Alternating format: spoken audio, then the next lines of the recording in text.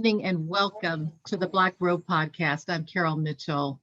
I'm excited about this series of podcasts. Tonight is the third in the series of podcasts we've been doing that's anchored in the historic moment of May 11, 1969.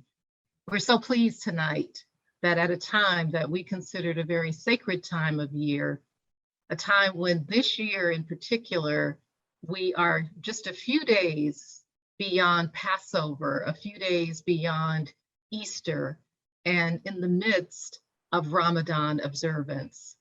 We have the pleasure of the company of Imam Amir Abdul Matin with us tonight to talk about his experience May 11, 1969, when he was just a young man, the ripe old age of 19. He's going to be interviewed tonight by our own Moses Ramos, who is an intern from Pacific Lutheran University at the IBJ for this semester. And Moses and Imam Matin, Amir, to those of us who know him and love him, will take you back to 1969, acquaint you with what was happening prior to May 11, what led up to that historic moment, what happened during and after. Enjoy this final segment in the series. I'm Carol Mitchell. Yeah, my name is Moses Ramos, like Carol mentioned. And yeah, to kick it off, for the first question, I just want to get a little background and early history on you, Amir, and how you came to be in Tacoma during 1969. Okay, well, I was born and raised in Tacoma, Washington. My parents came up here from Alabama years before that. It wasn't directly through the military, but it was through my father's oldest brother, my uncle, who worked for the military shipyards. And he moved up this way in the Oregon area first, and then the rest of the family followed. And I was, like I said, I was born in 1950 in St. Joe's Hospital, 3 blocks from where we were raised, the house we were raised in and grew up. Born and raised here, went to McCarver Elementary School before it's on the level that it's on now. It was McCarver Elementary School on the lower end, and then, not even then, the lower end wasn't there. McCarver Elementary School and junior high school were all in one building, that main building that sits on 21st and J Street now. So I went from McCarver Elementary in that same building to McCarver Junior High, and then to Stadium High School, which I graduated from Stadium High School in 1968.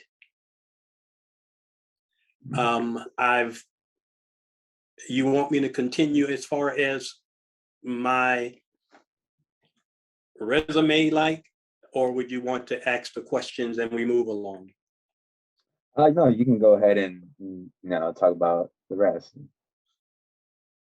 The what? You can go ahead and talk about the rest of Oh, okay. Yeah.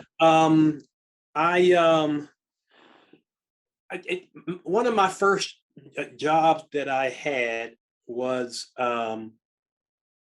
through the Model Cities program.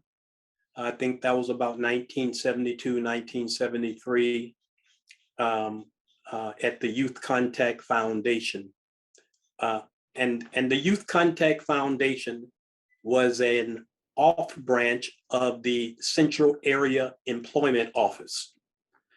The Central Area Employment Office was a Model Cities funded program, and it was put together by most of the African American men and women who were activists in the Black community in Tacoma. So I was considered a youth counselor, and we would go out to the schools. The schools would call us. Of course, we set up the program and introduce the programs to the schools and the organizations. But when there were problems, especially with African-American youth, we would go to the school, contact the youth, the family, and try to give them some direction. So that was my first real job. And then moving ahead, I was also a youth football, track, and boxing coach at Al Davies Boys and Girls Club, specifically football and track, Al Davies Boys and Girls Club, assistant boxing coach for the Tacoma Boxing Club, housed in Al Davies Boys and Girls Club. Other employment was I worked 15 years for Frank Russell Company, or also known as Russell Investment Company, downtown Tacoma on 9th and 8th Street. I worked in several departments. The last department I worked there was the customer client services department. And then I went in when they sold and outsourced. I went into real estate, worked in real estate for 15 years. Then I did a lot of other things, working in the community, volunteering in the community, and those kinds of things. And most recent, Alaska Airlines, where I kind of retired from, but I also worked for 25 years as a contract employee for the Washington State Department of Corrections as a Muslim chaplain, and providing those services for inmates at different institutions around the state. Okay. That's enough about me. I noticed that you're talking a lot about your previous professions, and I think that's a good transition into my next question. What was your vocation at the time during 1969? My location, 2346 South I Street in my parents' home. Oh, sorry. Not location, vocation. What was your occupation during that time? My occupation during that time? Yeah. Well, most of us during that time, straight out of high school, you were either in college or you were just, during that time, there wasn't a lot of employment for African American youth for one reason or another. So we more so became involved in community activist programs. So at least for myself, others may have found employment. For me, the employment realm wasn't my interest. I had come out of high school as an athlete, hoping to play sports in college. When I had the opportunity to do that, I turned it down, of going to Simon Fraser University as a football player in Canada. I turned it down, and what I can remember in my mind at that time, the reason that I gave to myself for turning it down was that I did not want to go to another country when there was work that needed to be done in our communities here. So yeah, like during that time, a lot of individuals are trying to figure out what they want to do next. It seemed like you wanted to do a lot of work within your community through activist work. So my question is, what got you into wanting to do that? What was your defining moment to want to do that? Wow. It it wasn't like it was a planned out short range, long range goal thing. It was a natural, evolutionary process from a young African American man uh, uh, uh, um, living in a racial based society. Now, I'd like to say that, Tacoma, a small city, and not in direct noticeable conflict of racism and those kinds of things in the community, though it was there, and the portion of it that existed in that time, it didn't like just start and we planned to go do this, go do that. It happened over a period of time, because I can remember in high school, at Stadium High School, there was racist implications from the staff, et cetera, there. And so we even started what we would call a Black Student Union at the high school level at that time. So, and it happened even before that. It's something that comes from inside you, that I think that for me, it was something that was more of my destiny and not my conscious plan to do this. So it was looking back, it was in my destiny. It was part of my experience as to where I am now, but starting back as a young man. So it wasn't planned, it was a natural flow that we moved into these areas, because I was really big on anytime I could turn on the news, CBS News or 60 Minutes during those times, and hear Brother Malcolm X speak.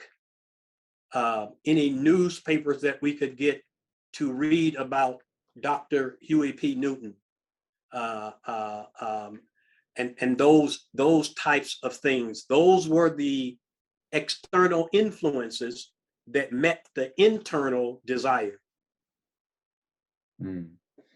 I see. So you mentioned there was a lot of racial tension back then, especially you saw that during your high school experience at Stadium, which, even now is a very predominantly white school. So I want to, chime in onto the political side. During 1969, could you tell me what was the political state during that time? I don't know.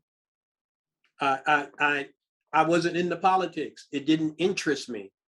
There was only two times, just to give a picture, there was only two times that I ever listened to the inauguration of the President of the United States, and that was John F. Kennedy and Barack Obama.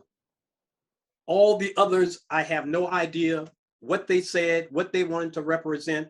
They didn't interest me because I didn't feel that it was anything that was directed to help my life.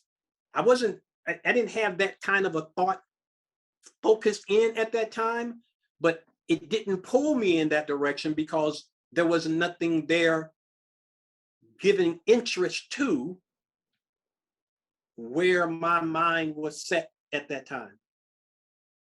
I was set at the Malcolm X Center on the Hilltop on 17th and then called K Street, being Black, empowering,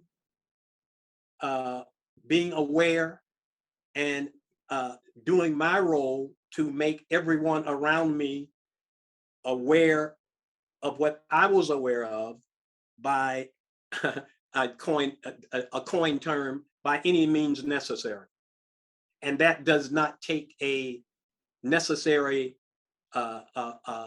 platform as people see that statement when it is coined and associated with Brother El Hajj Malik El Shabazz, better known as Malcolm X. Okay, so yeah, I think a lot of people during that age can relate in the sense that maybe the political realm is just something that was navigated through their home, so they're not really interested in it. So what would you say to the young individual who wants to get into activist work but doesn't know where to start? How do we get that ball rolling for them? Wow.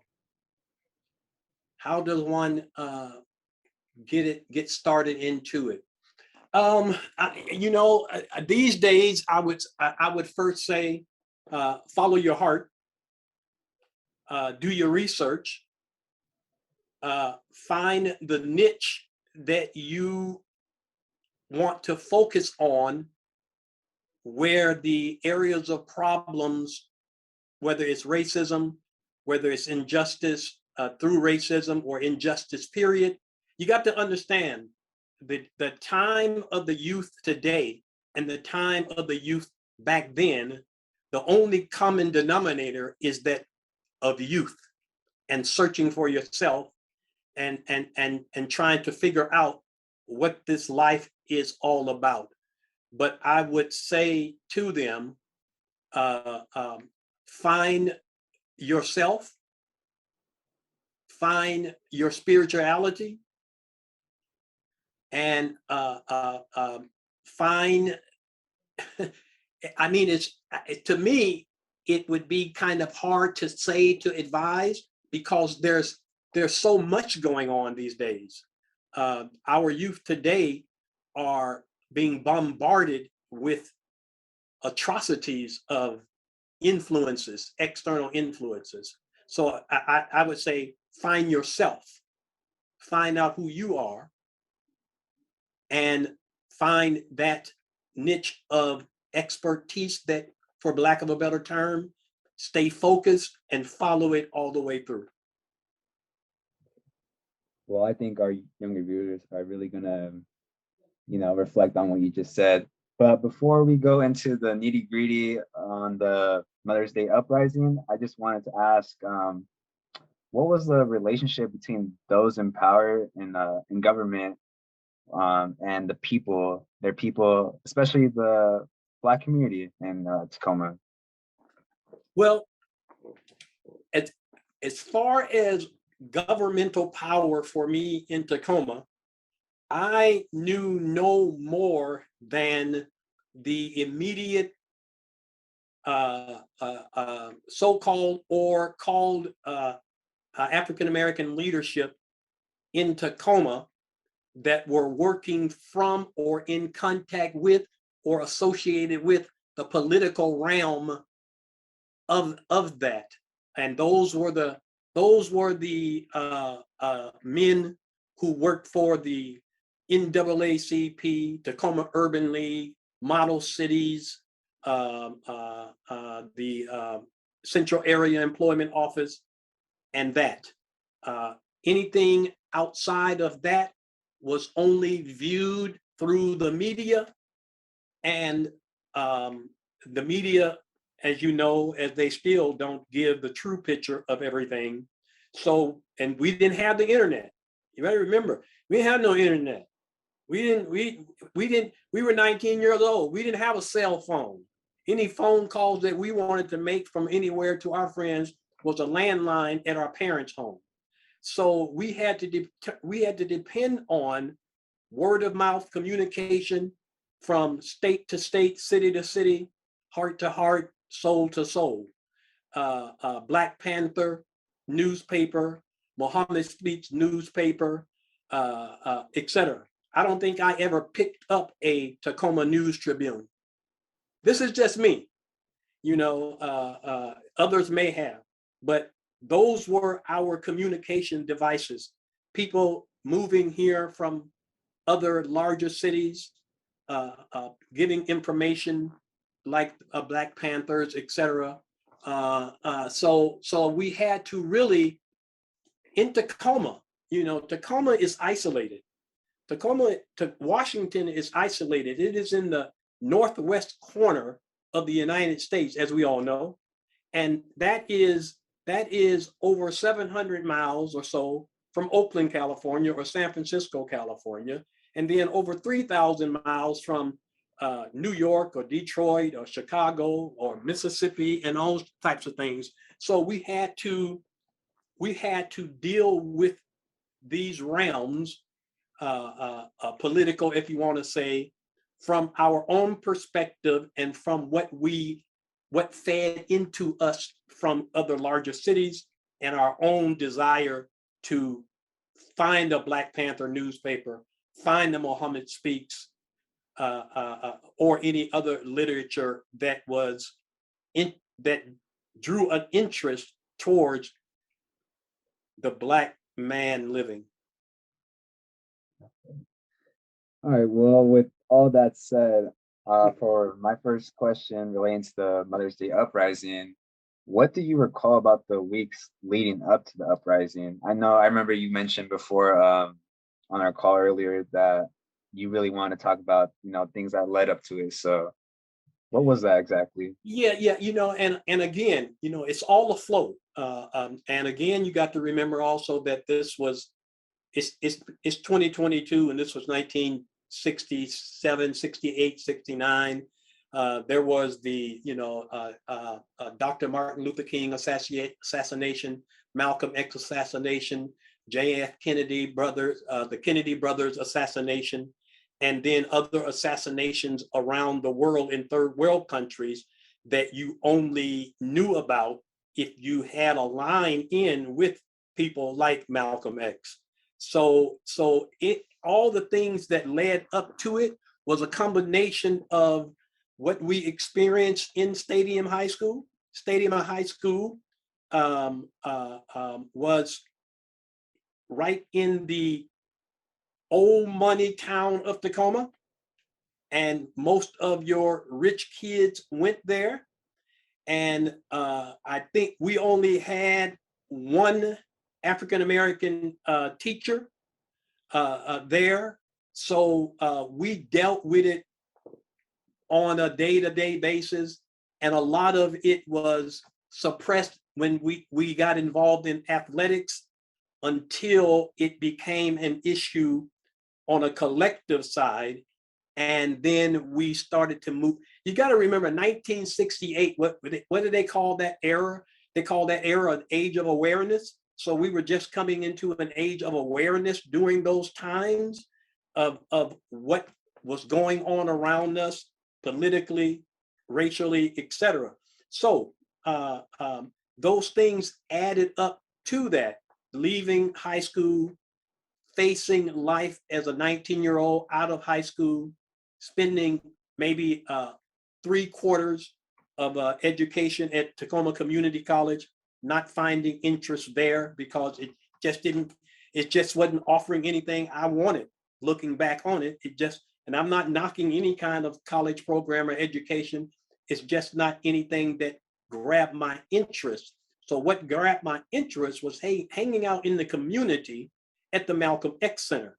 And when you hang out in the community at the Malcolm X Center, this was your lifeline into the racial tensions that were starting to grow around the world, coming to a head, a boiling point from our perspective anyway, and then getting involved in those things. I was not directly involved in the march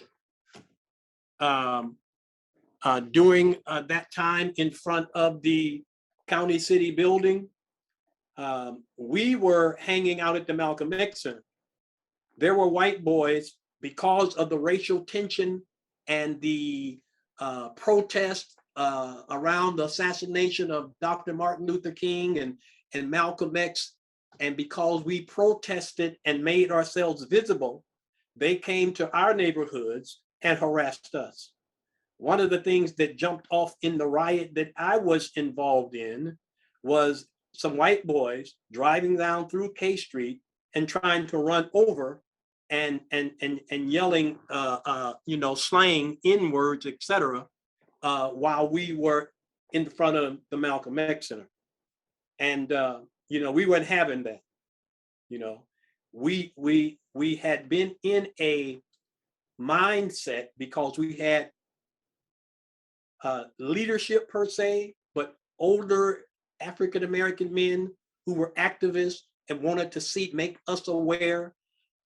So we read a lot of Black Panther paper literature, Nation of Islam literature. And so when those types of things start to confront us in the community, we were in a mindset of an organized defense, a defense position. So we acted towards that, and then faced the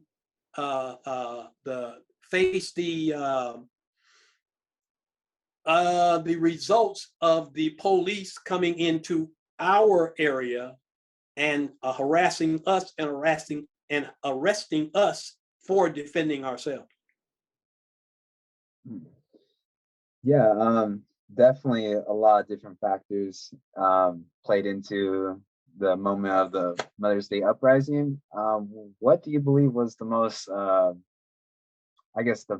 most unprecedented issue that led up to it? What was the biggest thing, if that makes sense? Wow. What led up? It was more than just Mother's Day. I'd say that's the cliche-ish title that it was given, because it happened before and after Mother's Day. I don't even remember Mother's Day at during that time. I wasn't even, if I was aware that it was Mother's Day, it was when I went to my mother's house to hug her and take her some flowers and a gift and tell her that I loved her. Other than that, Mother's Day wasn't something that drew our attention. So we were in the street, and our mothers were worried about us being gone from home overnight. My brother and I, my two brothers and I, during those times, we didn't go home. We didn't go back home. When the police started harassing us in the community because we defended ourselves against racists coming into our community, and then the attention of racism that was going on nationally in the United States,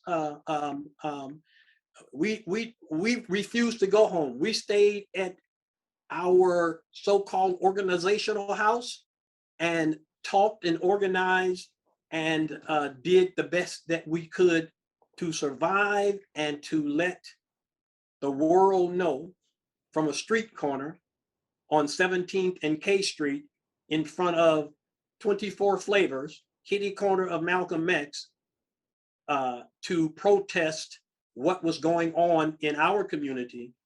And that it's the same, maybe on a smaller scale, in any other city in the Black community being harassed by the police.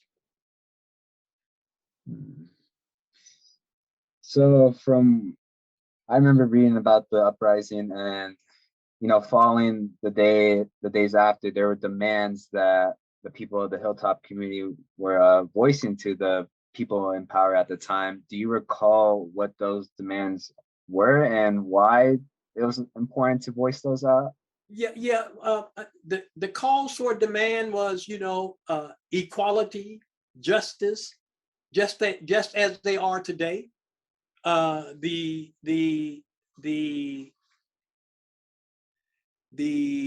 would say the uniforms have changed, but the game still remains the same.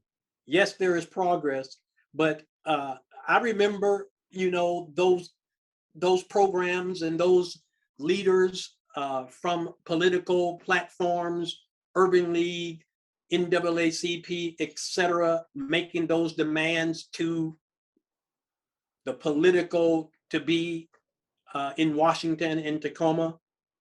But we were 19 years old. We were 18, 19, 17, 20 years old. And we were on the street. So we were seeing everything from a different perspective than they were seeing things from a political perspective, which there is a need, is a need for both aspects of it, from the street, from the offices of politicians, but we were on the street. So it's an experience that is an experience of fear, anger, action that we saw it from. So it wasn't, it wasn't only, the Mother's Day, May 11th thing. It was already going on. It was already going on, and it was going on afterwards. So we organized, we protested in our own way, maybe sometimes not the best way, but this is how we dealt with it. So I don't remember the demands. Again, I know that they were justice, equality, more jobs, et cetera, et cetera. But being 19 years old, hanging out at the Malcolm X Center, thinking about the Black Power movement, that did not fall into my consciousness at that time, or my total interest. My interest was more on defense. So, looking back in hindsight at the uprising and everything that led up to it, and things that happened after, what would you say were the costs, and what would you say were the benefits of, the uprising and today's climate? A necessary experience, a necessary sacrifice, really the sacrifice, a necessary sacrifice, with the experience of that sacrifice, being on a street corner and your enemy are white people, per se, at that time, and the police department. The benefits of it is the sacrifice, the experience, and learning about life and what life has to offer, whether it's negative or positive. Both happen. Sometimes you have to have a natural evolution of something that is labeled negative to get a positive. Both exist, negative and positive. They have to exist. Sometimes the negative it's bigger than the positive. Sometimes the positive is a bigger result than the negative, but they exist simultaneously. So, going back to the demands that they asked, I remember reading that they were met. It was them wanting more representation, Black representation in the police force, and just positions in power. Yeah. And I guess, how did this alleviate any anxiety in the Hilltop community at all, or were we still on edge? Did it relieve any anxiety? Well, let me say this. My oldest brother, may God forgive him forgive him his sins and make his soul easy. He was one of the African American men who was a result of being a representation of the community on the police department. And the most that I can remember that he would relate to what he faced was racism, and wanting him to do what they wanted him to do, and not really. It was a what is the term I want to use? It was he was there just for the picture of it. When they did those things, it wasn't from what we understood and from our perspective, it wasn't anything real. Some of them might have had a heartfelt moment that they tried to do something to make things right, but it was not something that was real. It was a token. It was a token representation that they put there on their part. Most of those programs that existed during those times for raising the level of justice and equity, or equality as the word was used then, it should be equity because equality is a different thing from equity. It was a token move. Yes, there were benefits out of it. We had, like we said, we had a central area employment office that were ran by all African Americans. You had the Model Cities program that was a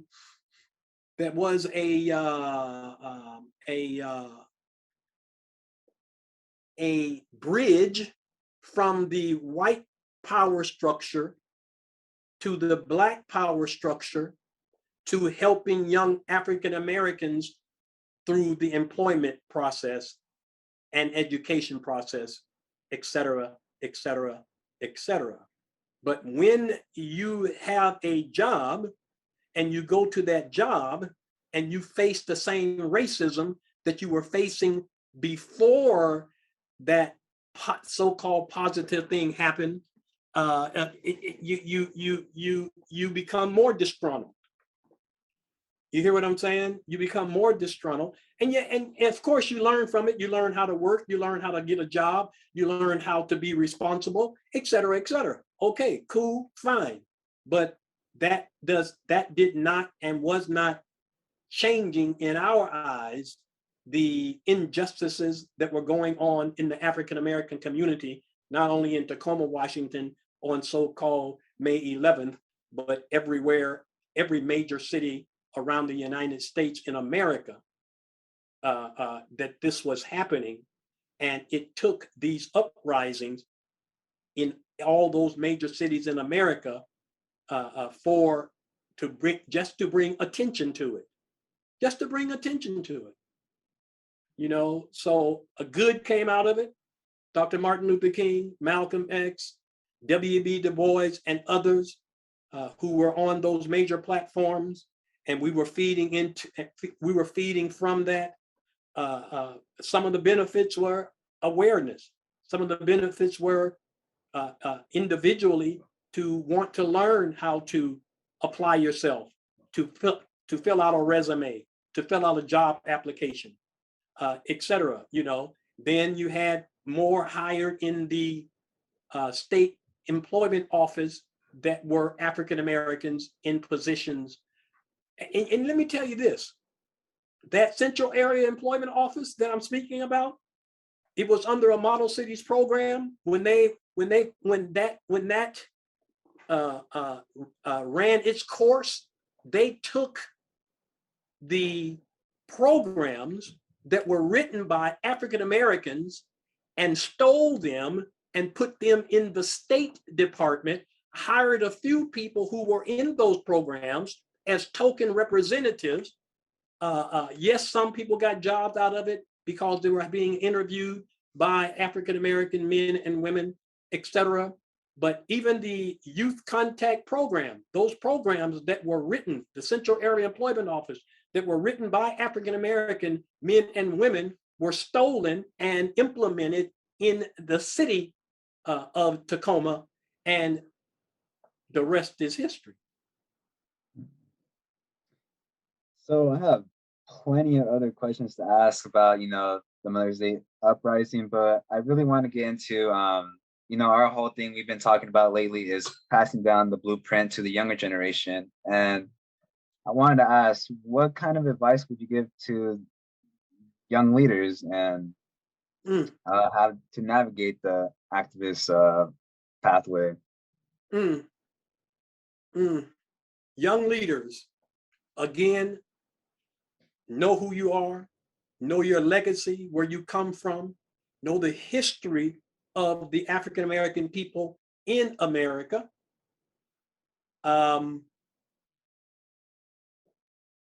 I believe that the underlining looked over factor in solving the issues and the problems, the racism, et cetera, in our country, that these young leaders need to be in touch with their spirituality, whether they're Christian, whether they're Jew, whether they're a Muslim, and all come together to share what they have in common to fight against the injustices and the racism. Racism doesn't start with man. Racism starts with Satan to divide man, to get man to conquer themselves and separate them in faith. Religious leaders need to be at the table together talking about what the issues are, because the issues that are prevalent, that are faced today in our society, in the African American, in the Black communities, white communities, whatever community it is moral issues. Moral issues are the major issues that affect our people today. Our young men who are under attack from social media. Not all of it's bad. The majority of it is focused on destruction of the mental, moral capacity of these young people to come together in your spiritual self, find out where you are spiritually, educationally, and start to come together, question your religious leadership, demand of them to do what is correct to answer your questions about what the truth is. Your political leaders, demand the truth from them about what's going on. And believe me, our young people of today, when they give those answers of the demanded questions of the truth, if it's not the truth, they're going to know it. They're going to know it, and it's their responsibility. The leaders in religion, politics, education, it's their responsibilities to give the truth as it should be given to our young people today. And then it is the responsibility of the parents and the youth today. And when I say that word responsibility, it means something to me, the ability to respond. You have to have the ability to respond, to take on the responsibility of a human being. Find out what your human worth is. Find out what your humanity should be. Find out what your moral fabric of your human self is, and follow that. Follow the voice coming from your soul. Follow the voice coming from your soul to do what is right. If you listen to what is being called from within ourselves, if you just lend one ear to that, I believe that with sincerity, that you will get the answer. And that answer is going to come from the one creator who created everything, every man, woman, child, beast, bug, ocean, stars, planet. And he has a plan and a natural evolutionary process of the human being to grow to its potential, as he did for us and put into Adam, the first man, through all God's prophets and messengers to Muhammad, the last prophet, and the scriptures, and study that, follow that, ask the questions, and follow your heart. Because if you have a sincere heart and you are sincere seeking the truth, God, Allah, all the same. It ain't but one God, will answer your call and guide you to your destiny. Well, unfortunately, we're close to running out of time, but Amir, I just want to thank you for just dropping a whole lot of wisdom and your experience and being able to make time to come here. And there's definitely a lot of things that personally I'm going to ruminate on, and I'm sure our viewers are going to relate to that. But in either case, Carol, I'm going to pass it back to you to close it off. I think we were just at the mosque, we were at the temple, we were at the church house. This was so beautiful, and I loved the energy between the two of you. It just seems like it was a divine appointment tonight for a man named Moses to be sitting at the feet of a man named Amir. How beautiful is that? Mm-hmm. There's a sign in everything. You're right. There's a sign in it. And Moses was the builder of the ark. Yes, and we've got Amir here being able to sit at your wise feet, speaking from your experience in the world of a time that he wasn't present in the human form to experience, and for him to be able to hear from you personally, your wisdom is such a gift. I know he views it that way, and I certainly do. Amir, thank you so much for being here tonight. And we do have to close and thank our audience for watching and listening to this video presentation and this podcast. This is just the beginning of the goodness that you're going to get if you show up at the May 19th and May 20th, 2022 Freedom Summer Symposium. That's what I said, Freedom Summer Symposium.